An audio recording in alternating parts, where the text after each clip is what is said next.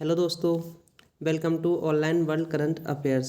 24 April आज के current affairs हैं। फर्स्ट, हाल ही में विश्व पुस्तक दिवस और कॉपीराइट दिवस मनाया गया है। तो ये मनाया गया है 23 अप्रैल। ये ऑर्गेनाइज कराता है UNESCO, united nation educational scientific and cultural education. This year will be the 25 edition. ये इस साल का 25वां एडिशन है वर्ल्ड बुक डे का। 23 अप्रैल को ही क्यों मनाया जाता है? क्योंकि इस दिन कुछ महत्वपूर्ण जैसे विलियम शेक्सपियर और भी जिनका निधन हुआ था, जिसकी वजह से ये यूनेस्को ने 23 अप्रैल को वर्ल्ड बुक डे के रूप में मनाने की घोषणा की। UNESCO, united nation educational scientific cultural organization. इसकी स्थापना 16 November 1945, headquarter Paris, France. Bharat इसका सदस्य 1946 में बना। अब हम अदर ऑप्शन को डिस्कस करते हैं। 19 अप्रैल को मनाया गया है वर्ल्ड लेबर डे। 21 अप्रैल को मनाया गया है सिविल सर्विस डे। 22 अप्रैल को मनाया गया है अर्थ डे। नेक्स्ट क्वेश्चन, किस केंद्रीय मंत्री ने इंडिया सीड फंड योजना शुरू की? ये शुरू की है पीयूष गोयल। जानते हैं इसके बारे में क्या है। वाणिज्य और उद्योग मंत्री पीयूष गोयल ने स्टार्टअप इंडिया सीड फंड योजना शुरू की है। इसका उद्देश्य क्या है? प्रोटोटाइप विकास, विकास का प्रमाण, बाजार प्रवेश, व्यवसायीकरण और उत्पादक परीक्षणों के लिए स्टार्टअप को ये वित्तीय सहायता प्रदान करेगा। अब अगर हम केंद्रीय वाणिज्य और उद्योग मंत्री पीयूष गोयल ने किसानों और खरीदारों को जोड़ने के लिए एक मंच प्रदान करने वाले इलेक्ट्रॉनिक बाजार का प्रस्तुत उद्घाटन किया। ये रिसेंट न्यूज़ है। वाणिज्य मंत्रालय, headquarter new Delhi, cabinet minister Piyush Goyal. अगर मैं बात करूँ अदर ऑप्शंस की, राजनाथ सिंह, ये हमारे डिफेंस मिनिस्टर हैं। निर्मला सीतारमण, इन्होंने अभी ऑनलाइन बजट पेश किया है। ये हैं फाइनेंस मिनिस्टर। रमेश पोखरियाल जी, ये रमेश पोखरियाल जी हैं हमारे एजुकेशन मिनिस्टर। अभी इन्हें हाल ही में न्यूज है कि इन्हें कोरोना हो गया है। नेक्स्ट क्वेश्चन, कन्नड़ भाषा के महापुरुष का बेंगलोर में निधन हो गया, वह कौन थे? तो वे प्रोफेसर जी वेंकट सुवैया का निधन हो गया है। एक कन्नड़ भाषा के महापुरुष थे। अदर ऑप्शन को डिस्कस करें, श्रवण कुमार, ये भी कोरोना की वजह से निधन हो गया। नरेंद्र कौशल का भी कोरोना की वजह से निधन हो गया। अगर हम बात करें आगे, जैसा कि कन्नड़ साहित्य क्षेत्र में लोकप्रिय है, एक लेक्सियोग्राफर, वाणिज्यिक और साहित्य आलोचक थे। उन्होंने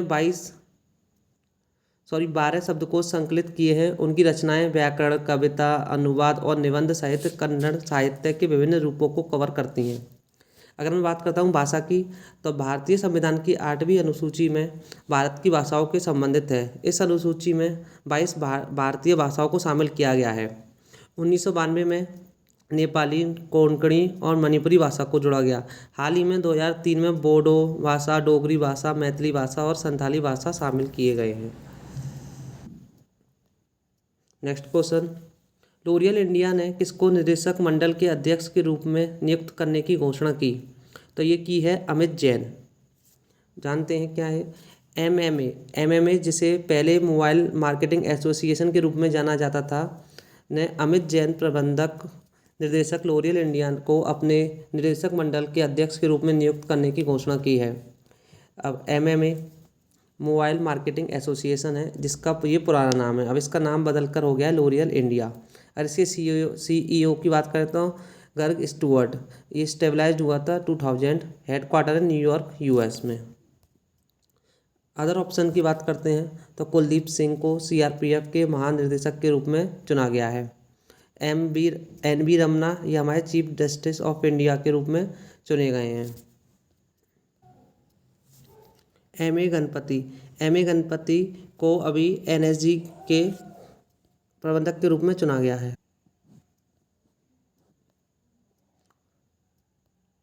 नेक्स्ट क्वेश्चन, किस प्रदेश में कोरोना रोगियों को सेना के अस्पताल और अलगाव केंद्रों में समायोजित किया जाएगा? तो ये किया जाएगा मध्य प्रदेश। मध्य प्रदेश में कोरोना रोगियों को अब सेना के अस्पतालों और अलगाव केंद्रों में समायोजित किया जाएगा। क्योंकि यहाँ पर मध्य प्रदेश में अचानक से ही कोरोना केसेस बढ़ने की वजह से ये फैसला लिया गया है कि सेना के अस्पतालों में उनको भर्ती किया जाए। संभवतः देश में पहली बार एक राज्य सरकार ने कोरोना महामारी से निपटने के लिए सैन्य संसाधनों का उपयोग शुरू किया है। तो ये पहली बार हो रहा है कि मध्य प्रदेश के रोगियों को आर्मी के अस्पतालों में रखा जाएगा। मध्य प्रदेश सीएम शिवराज सिंह चौहान, गवर्नर आनंदीबेन पटेल जो कि यूपी की गवर्नर हैं और मध्य प्रदेश का एडिशनल चार्ज संभाल रही हैं। अगर मैं आपकी बात करूं, अगर famous place Bhimbetka caves, Buddhist monument and Sanchi Khajuraho temple, ये मध्य प्रदेश में स्थित हैं। मध्य प्रदेश की अगर हम बात करें कुछ महत्वपूर्ण नदियों की, तो इसमें आती हैं चंबल, पार्वती, पूसा एंड आपकी भीमा, दसन, बेतवा, ठीक है, कौन सी है इसकी फेमस नदियां हैं, नर्मदा और तापी, यहाँ की फेमस नदियां हैं। Next question, Moscow international film festival 2021 में किस फिल्म को सर्वश्रेष्ठ विदेशी भाषा का फीचर जीता है? तो ये जीत लिया है पुगलिया, ये मराठी फिल्म है।